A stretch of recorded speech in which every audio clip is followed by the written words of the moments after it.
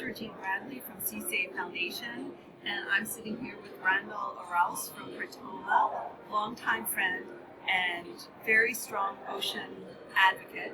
And we are here at CITES in Bangkok for COP16. We're both super excited about what happened yesterday. I was delighted and surprised that we were able to get 4 proposals passed. Randall, what do you think about the 4 proposals? What do you think about it? Well, it was actually quite a surprise. I knew it was going to be a battle, an uphill battle. And, I thought, well, if we get 1 or 2 of these species in there, getting all 4, and, especially the manta winning by such a large margin, we knew it was going to be tight votes on all the species, but winning all 4 of them, that was major. Yeah. I mean, we needed a 2/3 majority, which was really difficult. But all 4 of them won.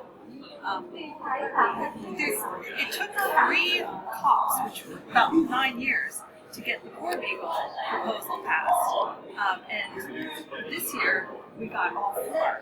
What do you think about the mentality of the international community? What do you think that means? Does that reflect a shift in global awareness? Well, one major change now is that we have Latin America consolidated in a block. Latin America has a lot of countries, we have a lot of fisheries, we have a lot of presence of Asian fisheries in our nations, from Korea, from Taiwan mainly, exporting shark fins to Hong Kong. And the Latin American countries have come to realize that we're getting ransacked by these nations. And we really need to do something about it. We just can't sit around and watch these fleets take our sharks. And we're finally realizing that. And the moment we start sticking together and acting like a bloc, we can start making these changes. And we saw this yesterday. Yeah, we saw it with Latin America sticking together. We also saw it with the EU voting as a bloc. I mean, I think that really, it's very interesting how these groups are uniting and making a powerful statement. Mm-hmm. Well, we have a common problem. It's the presence of these foreign fleets operating in the eastern tropical Pacific and all the way to South America. And, I think we're finally putting our act together. We need to work as a solid bloc and get more and more support. And now we need to start working more on the Caribbean nations, too, because that's one of our very weak spots right now. Yeah, I was surprised, especially with ecotourism and scuba diving in the Caribbean, how many of the Caribbean nations, it was a secret ballot, which was unfortunate, but it seemed through talking with many of the Caribbean nations that they were going to vote against all proposals. Well, some of the countries even came up and said so, like San Vicente and Grenadine. Right. Yeah, they came up and said, we don't agree, and they came up with exactly the same arguments Japan was using, which have been shot down over and over again. And what really upsets me is that they keep on saying that this is going to have a negative impact on the local small-scale fishermen of developing nations, and it's like anything but.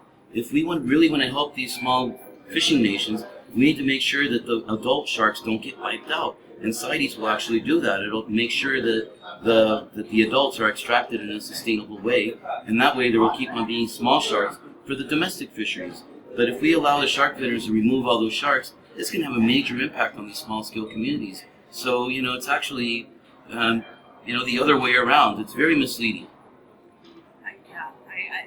But I think a lot of those notions have been dispelled by scientists and by the international community. And something I'm looking forward to is seeing how this is going to then translate to the next COP. As long as we get these 4 proposals through plenary, which is on Thursday, does this mean that we're going to have more international focus on other marine species that are in trouble? Do we think this is a wave that's beginning? Are we gaining momentum here? Well, definitely yes. And if we just look strictly at the technical information, every single shark should be in CITES, at least Appendix 2. Hammerheads and white-tipped oceanic sharks, they should be in Appendix 1. There should be no commerce of these species. But, we have to follow the process. At least we have the species in Appendix 2. Now we'll be able to have a grip on the situation, and we'll be able to actually interfere with the commerce and make sure, okay, how many hammerhead sharks are you guys harvesting or extracting? I don't like to use the word harvest. This is not a harvest. This is an extraction. So, how many of these hammerheads are getting extracted? Is it sustainable? And, of course, we know that, extracting sharks from wild populations is hardly sustainable at all. it could only be done in very small numbers, and we have so few sharks left that any extraction cannot be sustainable. No.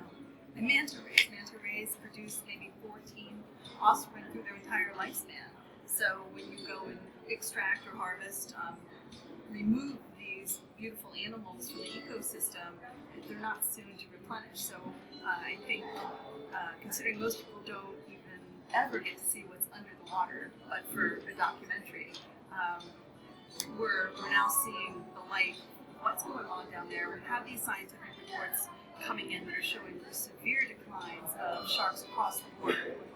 And I'm really excited to see what happens in the following COPs. And thank you so much for everything you do for sharks and in Costa Rica and internationally. And thanks so much, Randall. Well, thank you, and thanks CISA for supporting our work in Central America.